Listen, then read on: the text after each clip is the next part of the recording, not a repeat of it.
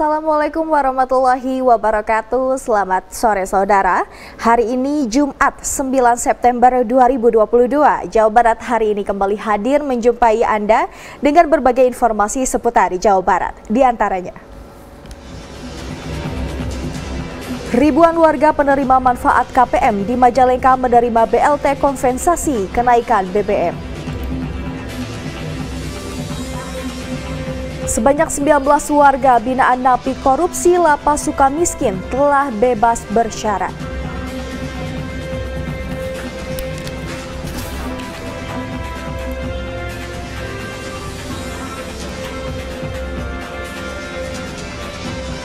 KSAD Jenderal Dudung bernostalgia ke SMP tempat dulunya dirinya belajar.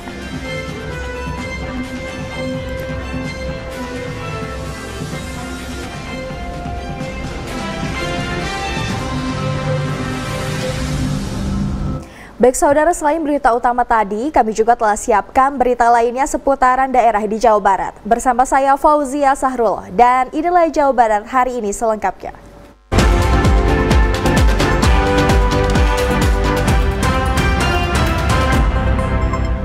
Baik saudara, kita awali informasi utama dari Majalengka. Ribuan warga di Kabupaten Majalengka menerima BLT kompensasi kenaikan harga BBM.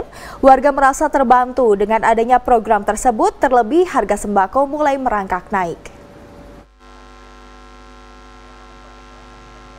Program bantuan pemerintah jenis BLT mulai digulirkan di Kabupaten Majalengka. Sedikitnya 158.244 keluarga penerima manfaat atau KPM akan diberikan BLT di 26 kecamatan sebesar Rp500.000 yang bersumber dari Rp300.000 bantuan langsung tunai bahan bakar minyak atau BBM dan Rp200.000 bantuan pangan non-tunai bulan September 2022.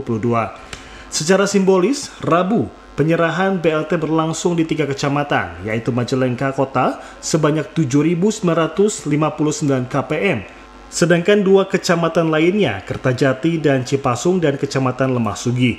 Antusias keluarga penerima manfaat terlihat meski mereka harus diantar oleh keluarganya ke kantor pos. Pasalnya dampak kenaikan BBM berimbas pada kenaikan harga kebutuhan pokok.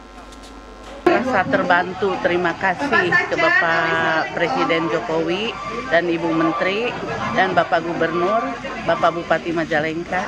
Saya berterima kasih atas bantuannya. Akan dipergunakan untuk apa ini, Bu? Untuk keperluan sehari-hari.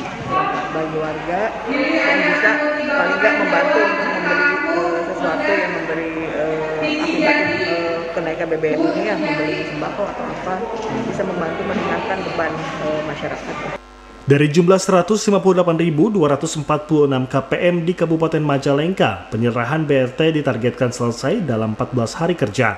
Demikian laporkan Edo Ruspendi, TVRI Jawa Barat. Polda Jawa Barat membagikan sebanyak 7.000 paket sembako kepada pedagang pasar, pengemudi angkutan kota, serta pengemudi ojek online.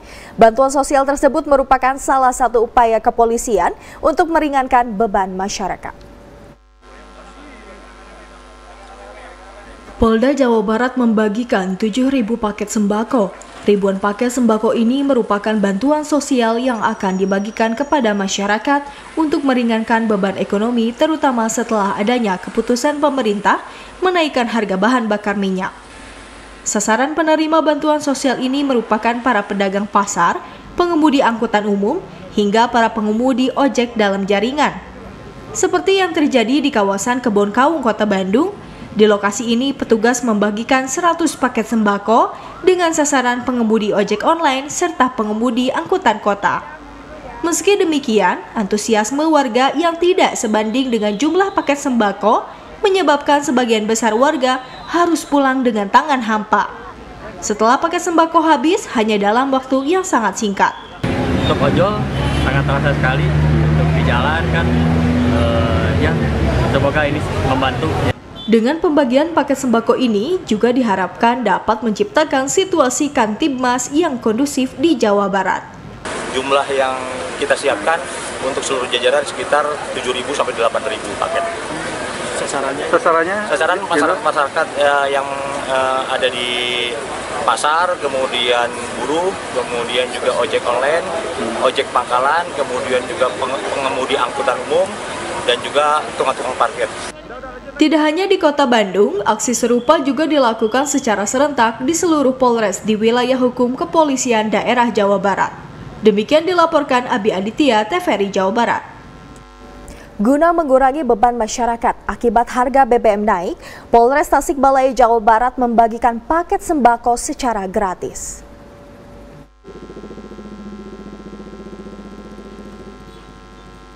Seperti inilah aksi sosial anggota Polres Tasikmalaya Jawa Barat di tengah kenaikan harga bahan bakar minyak. Dengan menggandeng mahasiswa, Polres Tasikmalaya membagikan sembako gratis kepada masyarakat di kawasan alun-alun Singaparna dan Jalan Muktamar Cipasung. Selain tukang beca dan sopir angkutan umum, pembagian paket sembako ini juga menyasar tukang ojek pangkalan dan ojek online, serta para tukang parkir. Mereka langsung berebut demi mendapatkan satu paket kebutuhan berisi beras, minyak goreng, dan makanan siap saji. Sopir angkot mengaku senang mendapatkan bantuan paket sembako di saat penumpang lagi sepi dan harga BBM naik. Agak rada atau disebutnya atau lah gitulah. Membantu ya? Yang membantu buat yang di rumah gitu, kasihan gitu. Ya makasih ya buat Bapak Kapolres Kabupaten Tasikmalaya, sekali lagi terima kasih banyak. Polisi sengaja membagikan sembako gratis untuk meringankan beban masyarakat yang terdampak kenaikan bahan bakar minyak. Hari ini kita melaksanakan bantuan sosial kepada ojek online, termasuk juga dari supir-supir angkot dan para tukang beca. Paket sembako yang dibagikan polisi merupakan hasil donasi dan sumbangan sukarela anggota Polres Tasikmalaya yang menyisihkan sebagian honornya untuk masyarakat. Demikian dilaporkan Yudi Irawan, TVRI Jawa Barat. 3 hari setelah kenaikan harga BBM, petugas kepolisian bersama mahasiswa membagikan paket bantuan sosial kepada tukang ojek, pedagang kaki lima hingga sopir angkot. Mereka merupakan masyarakat yang mendapatkan langsung dampak dari kenaikan harga BBM. Menggunakan kendaraan Dalmas Polri, petugas kepolisian bersama mahasiswa mendatangi ojek pangkalan, ojek online, pedagang kaki lima, dan sopir angkutan umum untuk diberi bantuan sosial. 3 hari pasca naiknya bahan bakar minyak, ojek pangkalan, ojek online, pedagang kaki, dan sopir angkot menjadi sasaran pembagian sembako, sebab mereka merasakan langsung dampak kenaikan harga BBM ini. Tukang ojek online maupun tukang ojek pangkalan merasa terbantu atas bantuan ini. Mereka mengaku sangat terdampak dengan kenaikan BBM. Jika sebelum hanya mengeluarkan Rp20.000 per hari untuk biaya BBM, kini harus mengeluarkan uang Rp40.000 per hari untuk isi BBM. Pada hari ini kami dari Polresta Bandung, TNI Polri bersama dengan teman-teman mahasiswa dari Ormawa, ada dari PMII, HMI, Hima Persis, SEMI, dan GMNI, IMM. Kami juga melaksanakan kegiatan bakti sosial, membagikan sembako buat masyarakat yang terdampak dari kenaikan BBM ini.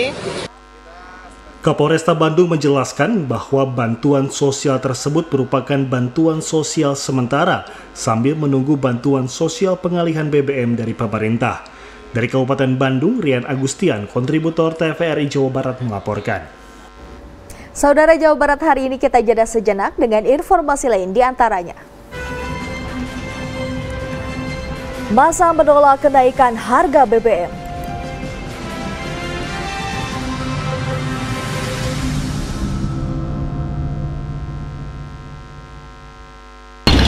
Guys, saya lagi ada di Bandung. Semalam tuh ditelepon Kang Emil, diminta datang ke sentra IKM yang ada di Jawa Barat. Sekarang kan pasca pandemi, alhamdulillah sudah mulai bangkit lagi. Keren banget kan?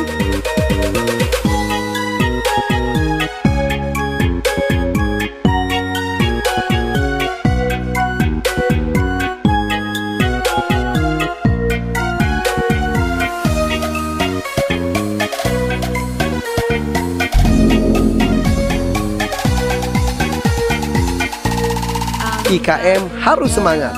IKM bangkit. Jabar juara, IKM berjaya.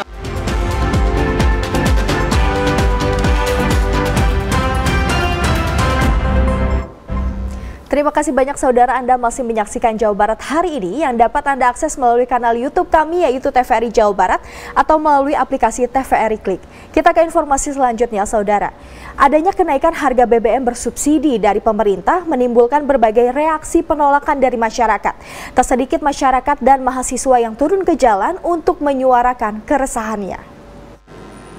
Pasca kenaikan harga bahan bakar minyak atau BBM, angkutan umum jenis Elf yang biasa beroperasi di jalur Pantura mogok beroperasi. Kondisi itu dilakukan karena belum adanya penyesuaian tarif. Para sopir angkutan umum Elf ini sepakat mogok beroperasi lantaran hingga kini belum adanya penyesuaian tarif imbas kenaikan bahan bakar minyak atau BBM. Para sopir Elf meminta tarif naik dari semua Rp10.000 menjadi Rp15.000. Ribuan pengemudi ojek online dari berbagai perusahaan sewilayah Ciayu Majakuning berunjuk rasa dengan melakukan aksi long march dari Jalan Tuparef menuju Balai Kota Cirebon. Mereka menolak kenaikan BBM karena dinilai sangat memberatkan. Karena BBM menjadi hal terpenting dalam operasional di jalanan, baik untuk mengantarkan penumpang, makanan, maupun pesanan lainnya. Demo mahasiswa menolak kenaikan harga BBM di Kabupaten Purwakarta, Jawa Barat diwarnai kericuhan. Mahasiswa terlibat saling dorong dengan polisi hingga merobohkan pintu masuk gedung DPRD Purwakarta. Selain ini, demonstran ini sempat melumpuhkan jalur utama non-tol Jakarta-Bandung hingga membajak truk. Selain menolak kenaikan harga BBM, mahasiswa juga menyuruhkan untuk berantas mafia migas. Demikian dilaporkan Hari Makmur Alex, TVRI Jawa Barat. Ratusan mahasiswa di berbagai daerah di Jawa Barat masih melakukan aksi unjuk rasa. Mereka menuntut agar pemerintah menurunkan kembali harga BBM. Kenaikan harga bahan bakar minyak atau BBM memicu berbagai reaksi penolakan dari kalangan mahasiswa. Seperti di Garut, Jawa Barat, ratusan mahasiswa yang tergabung dalam Aliansi Mahasiswa Garut memblokade jalan raya di Bundaran Simpang 5. Dalam aksi ini, mereka melakukan aksi bakar ban dan membawa spanduk penolakan kenaikan harga BBM. Mereka pun mengancam jika tuntutan mereka tidak dipenuhi, akan terus turun ke jalan menuntut penolakan kenaikan harga BBM dengan massa yang lebih besar lagi. Di Bogor, Jawa Barat, aksi konvoi dorong motor dilakukan puluhan mahasiswa BEM Uninda Bogor dari Tugu Kujang hingga Istana Bogor, Jalan Juanda, Kota Bogor, Jawa Barat pada Rabu sore. Mereka mendesak pemerintah membatalkan BBM bersubsidi sebagai kebutuhan utama masyarakat. Selain konvoi dorong motor, dalam aksinya kali ini, para mahasiswa masih menyuarakan penolakan kenaikan harga BBM. Aksi sama juga dilakukan mahasiswa Pakuan Bogor yang terlibat saling dorong hingga sempat ricuh dengan aparat kepolisian. Sementara itu, ratusan mahasiswa dari berbagai perguruan tinggi di Kabupaten Majalengka turun ke jalan menyuarakan penolakan kenaikan harga BBM. Aksi mahasiswa dari berbagai alma mater itu mendapat pengawalan aparat kepolisian. Mahasiswa mengancam akan mendobrak pintu gerbang jika tidak bisa menyampaikan aspirasinya. Namun aparat kepolisian memfasilitasi mahasiswa agar bertemu wakil rakyat di halaman DPRD dengan catatan tidak anarkis. Diprediksi aksi unjuk rasa ini akan terus dilakukan mahasiswa hingga pemerintah menurunkan kembali harga BBM. Demikian dilaporkan Piat Andi, Hari, dan Edward, TVRI Jawa Barat. Sejumlah pelaku UMKM di Tasikmalaya kini mulai merasakan dampak dari adanya kenaikan BBM. Hal ini terkait dengan mulai adanya kenaikan harga bahan baku. Kenaikan harga bahan bakar minyak yang diberlakukan sejak hari Minggu lalu dampaknya kini sudah dirasakan oleh sejumlah pelaku UMKM akibat naiknya harga bahan baku untuk produksi. Salah satunya yang dirasakan oleh Kokom Komalasari, warga Kampung Balananjer, Desa Pegersari, Kecamatan Pager Ageng, Kabupaten Tasikmalaya, yang menjadi pengrajin makanan ringan. Menurut Kokom, kenaikan langsung terjadi untuk sejumlah bahan baku berupa terigu, gula pasir, gula merah, tepung, beras ketan, dan bahan-bahan plastik yang kenaikannya mencapai antara 5 hingga 10%. Sementara hasil produksinya yang dijual ke pasar hingga saat ini tidak ikut dinaikkan karena adanya persaingan dagang, sehingga jika ikut dinaikkan akan kehilangan pelanggannya. Apa alasannya? Apalagi sekarang kan BBM naik, terus bahan bakunya kan naik. Naiknya hampir 100%. Jadi ya seadanya aja gitu produksinya. Ya agak kesulitan sih. Dengan kondisi sekarang, para pelaku UMKM berharap agar pihak pemerintah memberikan bantuan agar usahanya tetap bisa bertahan di tengah naiknya harga bahan baku. Demikian dilaporkan Tony Sontani, TVRI Jawa Barat. Pasca harga BBM naik telah terdampak pada berbagai sektor, salah satunya pada harga sejumlah bahan pokok yang ada di pasaran. Harga daging ayam dan bumbu dapur seperti cabai di Pasar Banjar mulai merangkak naik. Pasca kenaikan harga BBM bersubsidi, harga sejumlah bahan pokok di Pasar Banjar, Jawa Barat kini mulai merangkak naik. Kenaikan terjadi pada komoditas daging ayam dan bumbu dapur seperti cabai rawit. 1 kg daging ayam kini dijual seharga Rp32.000 dari sebelumnya Rp28.000 saja. Kenaikan terjadi Rp2.000 setiap harinya. Selain daging ayam, bumbu dapur, cabai rawit merah yang sempat turun kini kembali melambung tinggi.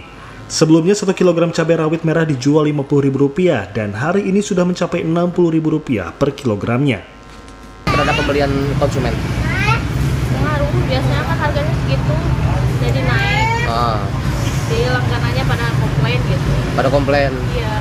Hari karena kan langsung ganti harga gitu. Ganti harga ya. Sementara itu pedagang mengaku sejak kenaikan harga BBM yang berimbas pada kenaikan harga sembako, pendapatan mereka menurun kisaran 30 hingga 40%. Pelanggan mulai mengurangi jumlah belanjaannya sehingga mempengaruhi omset pedagang. Demikian dilaporkan Tang Safur Rahman, TVRI Jawa Barat. Saudara, kami akan kembali dengan informasi lain, di antaranya sebanyak 19 warga binaan bebas bersyarat.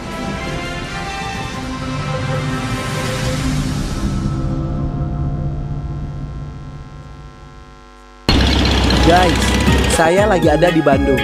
Semalam tuh ditelepon Kang Emil, diminta datang ke sentra IKM yang ada di Jawa Barat. Sekarang kan pasca pandemi, alhamdulillah sudah mulai bangkit lagi. Keren banget kan?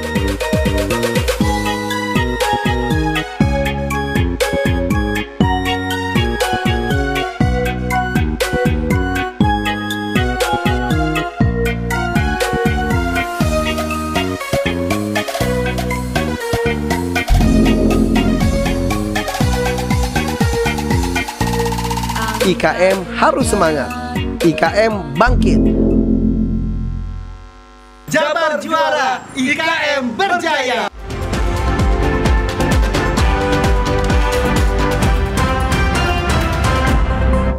Terima kasih banyak saudara, kita lanjutkan Jawa Barat hari ini bersama saya Fauzia Sahrullah. Sebanyak 19 warga binaan permasyarakatan atau WBP atau narapidana tindakan pidana korupsi di Lapas Sukamiskin dinyatakan bebas bersyarat sejak beberapa hari kemarin. Mereka bebas lantaran masa penahanannya habis dan menjalani cuti bersyarat. 19 narapidana tindakan pidana korupsi di Lapas Sukamiskin dinyatakan bebas bersyarat sejak beberapa hari kemarin. Mereka bebas lantaran masa penahanan habis dan menjalani cuti bersyarat. Balai Pemasyarakatan Kelas 1 Bandung memastikan aturan 19 napi tipikor wajib untuk melapor dan hal itu sudah sesuai dengan UU 22 tahun 2022, di mana napi tetap menjalani masa integrasi sebelum dinyatakan bebas.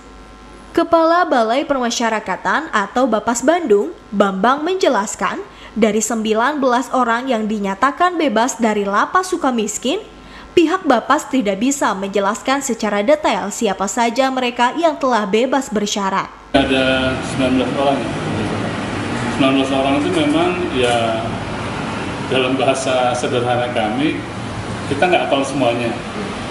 Tapi yang jelas untuk pelaksanaan Undang-Undang 22 tahun 2022 yang baru di-launching awal Agustus tanggal 3 kemarin, memang ada satu kewajiban kepada kami bahwa yang sudah 2/3 menjalani masa pidana akan melaksanakan integrasi dalam bentuk ada pembebasan bersyarat, ada cuti menjelang bebas. Pihaknya memastikan yang tidak melaporkan ke Bapas Bandung selama menjalani masa cuti bersyarat, hal itu kecil kemungkinannya terjadi. Karena upaya pengawasan dilakukan dengan komunikasi langsung dengan yang bersangkutan. Demikian dilaporkan Arif Budi, TVRI Jawa Barat. Kepala Staf Angkatan Darat Jenderal Dudung Abdurrahman didampingi Pangdam 3 Siliwangi Maijen TNI Kunto Arif Wibowo mengunjungi SMP Kartika 19 1, tempat di mana Jenderal Dudung bersekolah dahulu. SMP Kartika 19 1 Bandung merupakan sekolah menengah pertama tempat Jenderal Dudung dulu bersekolah. Selain bertemu guru-guru yang dulu mengajarnya di sekolah ini, Jenderal Dudung juga bertemu teman-teman dekatnya sewaktu SMP. Selain itu, Jenderal Dudung juga menyempatkan untuk melihat perkembangan pembangunan masjid yang dibangunnya. Semenjak Jenderal Dudung bersekolah, sampai sekarang sekolah ini belum memiliki masjid yang permanen. Atas dasar itulah yang mendasari Jenderal Dudung untuk membangun masjid di sekolah ini. Jadi kebetulan saya memang dulu SMP di Universitas Kartika Chandra Kirana di sini, dan selama saya sekolah dan sampai saat ini belum ada masjid. Ya alhamdulillah saya ada rezeki, saya bangunkan masjid di sini dengan nama Masjid Abdurrahman. Kepala Sekolah Sohwan Haris mengatakan, pembangunan masjid ini akan rampung kurang lebih 2 minggu sampai 20 hari ke depan. Alhamdulillah kami mendapatkan berkah. Cita-cita kami dari dulu ingin memperoleh sebuah masjid. Kebetulan ada lokasinya, ada tempatnya. Alhamdulillah bisa terbuat sebuah masjid. Kurang lebih ini sekitar 2 mingguan lagi lah, sampai 20 hari bisa selesai. Masjid yang akan diberi nama Masjid Abdurrahman ini mampu menampung jemaah sekitar kurang lebih 200 jemaah. Demikian dilaporkan Doni, TVRI Jawa Barat. Jajaran kantor BPN Kota Bandung menerima kunjungan kerja Menteri Agraria Tata Ruang Badan Pertanahan Nasional atau ATR BPN RI, Hadi Cahyanto kemarin di Bandung. Menteri ATR atau BPN Hadi Cahyanto melakukan kunjungan kerja ke kantor BPN Kota Bandung untuk melihat secara langsung berbagai bentuk pelayanan pertanahan bagi masyarakat seperti pelaksanaan program pendaftaran tanah sistematik lengkap PTSL dan rutin lainnya serta layanan pertanahan pada hari Sabtu dan Minggu atau program pelataran. Dalam kesempatan ini, Menteri ATR atau BPN Hadi Cahyanto mendapatkan penjelasan mengenai pelaksanaan pelayanan pertanahan dari Kepala Kantor BPN Kota Bandung, Andika Dandio. Bahkan saat berkeliling ke loket pelayanan pertanahan di kantor BPN Kota Bandung, Hadi Cahyanto melakukan dialog langsung dengan warga Kota Bandung yang tengah mengurus administrasi hak atas tanahnya. Menteri ATR atau BPN Hadi Cahyanto menilai bahwa pelayanan pertanahan bagi masyarakat di kantor BPN Kota Bandung telah berjalan dengan baik. Bagaimana fungsi kantor tersebut sudah nyaman untuk melayani masyarakat terkait dengan pelayanan PTSL. Dan juga sudah nyaman bagi masyarakat untuk melayani sertifikat dan kegiatan rutin lainnya. Dan bagaimana apakah hari Sabtu Minggu program prioritas atau pelataran itu bermanfaat untuk rakyat. Dan bagaimana mensosialisasikan kegiatan-kegiatan melayani masyarakat itu sudah dilaksanakan dengan baik sehingga masyarakat paham betul. Menteri ATR BPN Hadi Cahyanto mengharapkan agar prestasi pelayanan pertanahan yang baik kepada masyarakat dari jajaran kantor BPN Kota ini terus dijaga serta ditingkatkan. Demikian dilaporkan Suhermai dan Arya, TVRI Jawa Barat. Informasi lain akan kami sampaikan usai jeda di antaranya. Lantai ruko ambruk, 2 orang terluka.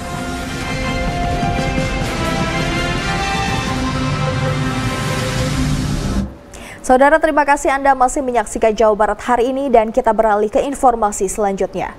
Lantai ruko finance di Jalan Siliwangi, Kota Bogor, Jawa Barat mendadak ambrol saat hendak direnovasi oleh petugas konstruksi bangunan pada Kamis pagi. Akibat kecelakaan kerja tersebut, 2 orang mengalami luka-luka dan langsung dilarikan ke rumah sakit setelah dievakuasi petugas. Petugas rescue damkar Kota Bogor langsung mengevakuasi 2 orang korban yang terkapar di aliran sungai sesaat insiden lantai ambrol terjadi di sebuah ruko finance Jalan Siliwangi, Kota Bogor, Jawa Barat pada Kamis pagi.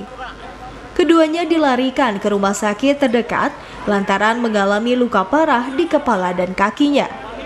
Sebelumnya, kedua korban diketahui hendak mengecek titik konstruksi bangunan yang akan direnovasi oleh pengelola finance.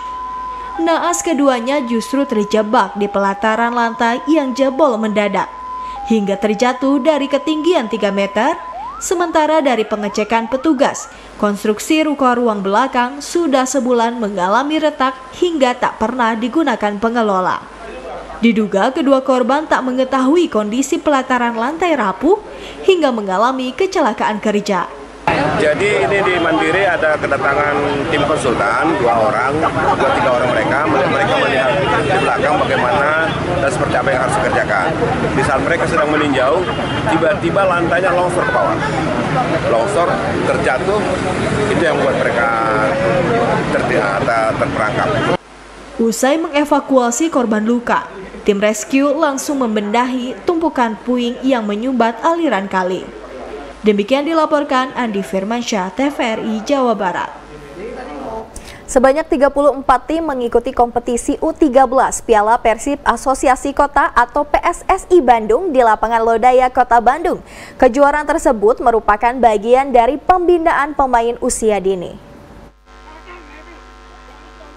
34 tim yang berasal dari 36 klub anggota Askot PSSI Kota Bandung beradu kemampuan dalam kompetisi resmi bertajuk Piala Persib kelompok usia 13 tahun. Kompetisi tersebut dibuka langsung oleh Wali Kota Bandung, Yana Mulyana. Menurut Yana, ini merupakan bagian dari pembinaan pemain usia dini yang secara konsisten dilakukan oleh Askot PSSI Kota Bandung. Dengan begitu diharapkan lahir bibit-bibit pemain berprestasi di masa depan. Kendati demikian, Yana meminta agar pembinaan usia dini juga akan memanfaatkan sport science. Sport science merupakan suatu hal yang sistematis dan terstruktur tentang fenomena olahraga yang dibangun melalui proses penelitian ilmiah. Ya, pemerintah kota mengapresiasi konsistensi PSSI Kota Bandung melakukan kompetisi ya dalam rangka proses pembinaan di segala kelompok usia. Pembinaan kita kan ada 13 ya, 15, 16 dan 17. Kita utamakan yang Persib dulu tentunya. Kan nggak mungkin kita dari 36 PS ikut semua di Persib kan. Nah, yang lainnya itu memang dibawa oleh tim-tim lain. Laga menambahkan, kompetisi KU13 tahun Piala Persib ini akan berlangsung selama kurang lebih 1 bulan. Setiap pertandingannya tidak akan mengganggu pendidikan peserta karena hanya digelar hari Sabtu dan Minggu. Demikian dilaporkan Ahmad Wirhadi, TVRI Jawa Barat. Saudara, informasi tadi menutup perjumpaan kita kali ini. Mari pindah ke siaran TV digital, bersih gambarnya, jernih suaranya, canggih teknologinya. Dan jangan lupa tetap patuhi protokol kesehatan dan melakukan vaksinasi. Saya Fauzia Sahrullah, mewakili seluruh kerabat kerja yang bertugas mengucapkan terima kasih dan sampai jumpa.